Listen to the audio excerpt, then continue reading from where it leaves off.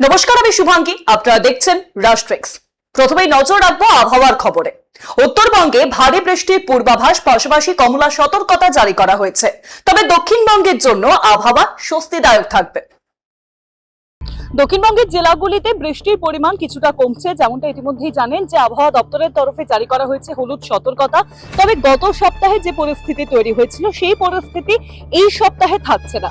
গতকাল বা সোমবার দিন সপ্তাহের শুরু থেকে আমরা দেখেছি যে একেবারে লাগাতার বৃষ্টিপাত চলেছে। মঙ্গলবারও হালকা বৃষ্টিপাত হয়েছে, তবে বুধবার থেকে বৃষ্টিপাতের যে পরিমাণ তা কমতে চলেছে। তবে রাজ্যের বেশ কিছু জেলায় এবং একাংশ জেলায় বৃষ্টিপাতের সম্ভাবনা কিন্তু বজায় থাকছে।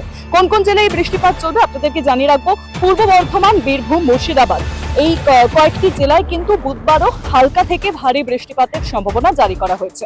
অন্যদিকে উত্তরবঙ্গে সেখানেও বৃষ্টির কমলা সতর্কতা জারি করা হয়েছে। উপরের যে 5 জেলা রয়েছে সেখানে বৃষ্টি চলবে।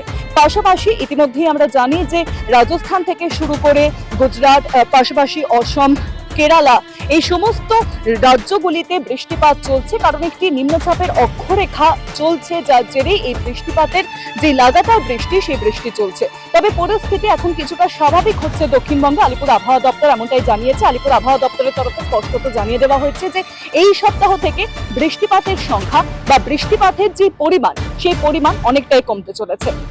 ক্যামেরায় বিশ্বজিৎ দেওয়ানজির সঙ্গে শুভাঙ্গী মুখোপাধ্যায়, রাষ্ট্রিক্স, কলকাতা।